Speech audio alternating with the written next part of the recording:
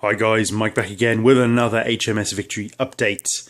Just thought I'd bring you back to my work area for HMS Victory. This seems to be a permanent fixture at the moment. I'd normally have this table clear for board games and stuff, but I'm really into HMS Victory at the moment, so I kind of leave it out, and so I can do a little bit here and there as you know, as I fancy it. Like I said in some previous videos, I've got a week off this week, so I'm hoping to get some Victory done. So this is my kind of main work area here that I use for board gaming too, and this is my other little side table, if you like, just with bits on it. I try and keep myself relatively organised. Cup of tea there, can't do without that. Last you saw, this is the last you saw, so we've obviously finished the main mast, painted it, so that's that. I've spent the last couple of weeks on and off making the first yard. So HMS Victory, I'll show you the plans, is made up of 3 masts. It's main mast, foremast, mizzen mast.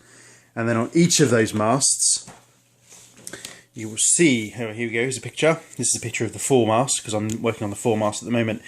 Each section of the mast, lower mast, top gallant pole, has got a yard. So these are the yards, the yard arms that hold all the rigging and the sails furl up, you know, get deployed, I suppose, off the yards. And you can kind of see on the picture of the model here. So you've got the yards going up there, and you get plans to make the yards. And again, these are the plans for the foremast. So that's what I'm working on at the minute. But using the plans for the main mast, we've constructed the main yard. So this is the biggest of Victory's yards. Doesn't get attached yet. I've put all the blocks on, and effectively, I mean, it's going to go there in some sort of configuration. I'm not entirely sure how it secures to the main mast.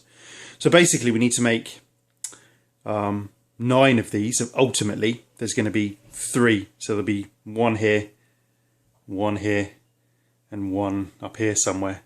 Obviously of different sizes to suit the size of the mast. So the main mast being the largest mast, and the lower mast of the main mast being the biggest section. This is going to be the biggest yard. So that's the biggest one. So I'm figuring the bigger ones are easier to make because you've got to do all this like intricate carving and stuff, and add wood and taper these ends down. This is all one piece of wood. This section here, and then you taper 2 smaller pieces of wood and attach them with some iron work, some little metal components. You rig it all off, tie it all off, add the blocks. Job done.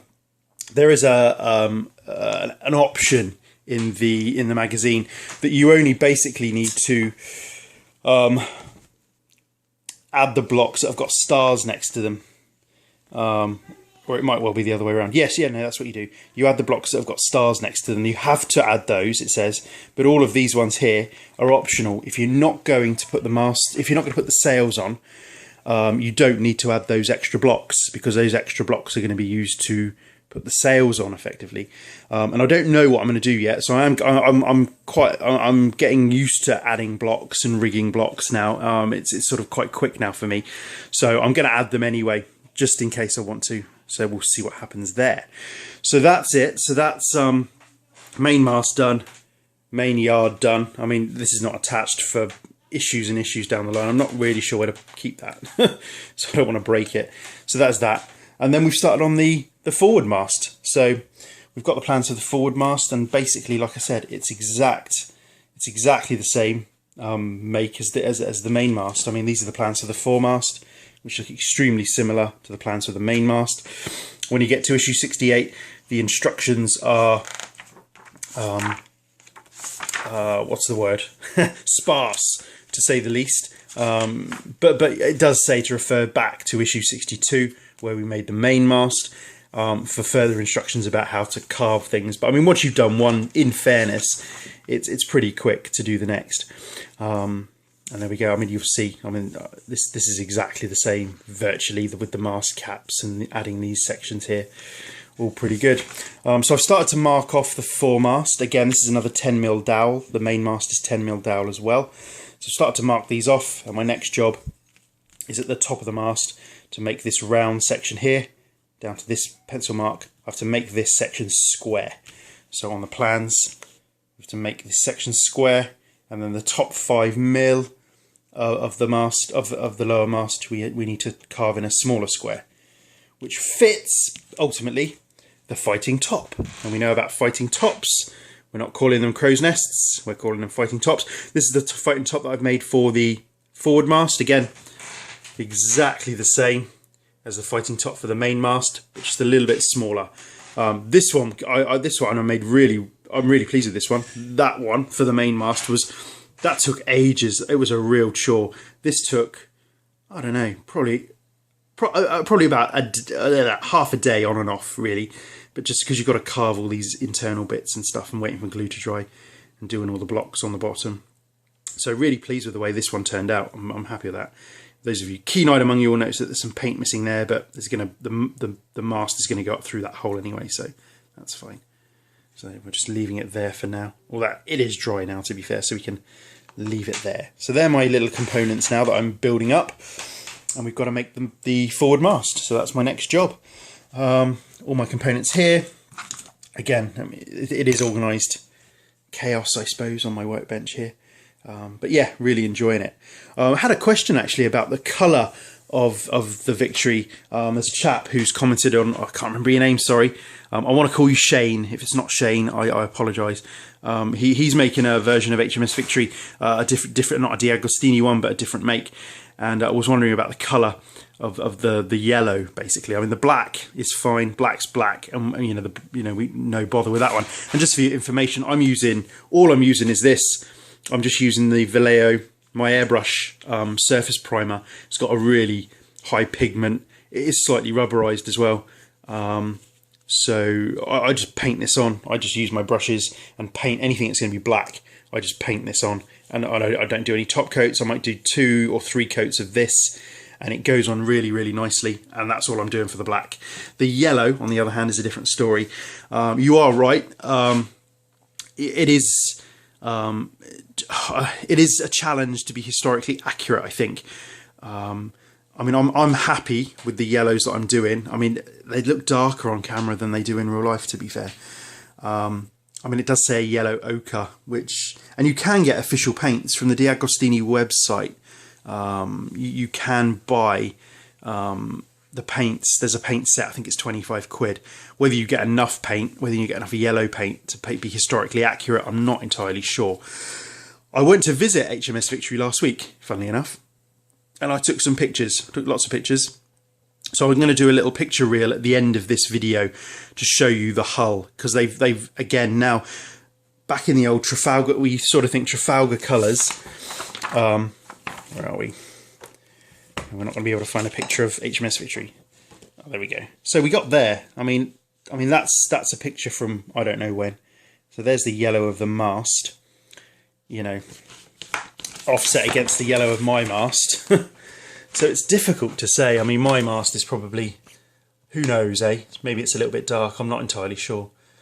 So, but they've stripped her back. They've started to strip her back completely, and it's not yellow ochre anymore. They think the colour that's on there now, and they're actually repainting her. There's all scaffolding around the gallery and stuff when I visited last week.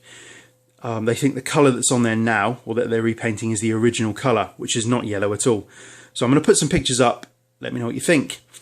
Whether I'm going to repaint mine, because I haven't got that much yellow on this yet. I've got these inner sections that are yellow on both sides, and the mast. That's it. That's the only things that are yellow. So, I mean, it wouldn't be...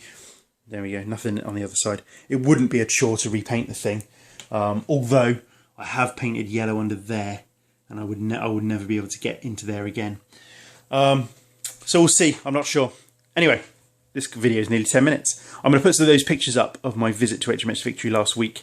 I might do a little voiceover while I'm doing it, but that's it for me for now, and I'll catch you on the next one. Cheers, guys.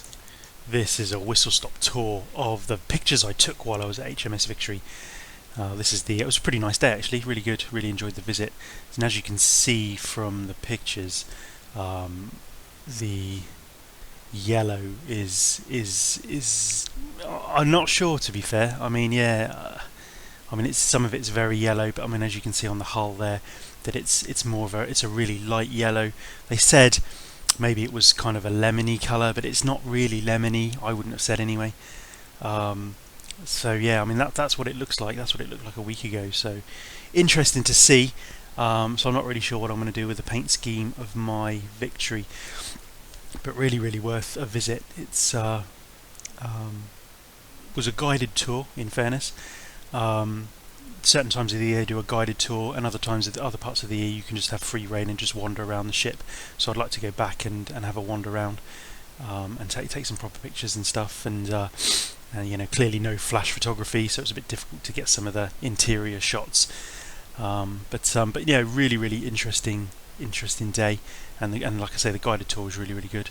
That was the plaque where Nelson fell on the deck, and all the masts are off. Apparently the masts are the ship is collapsing under the weight of the masts, so they've taken the masts off, so all that's left are the main mast, the foremast and the mizzen mast, just the lower masts, and they're trying to work out how to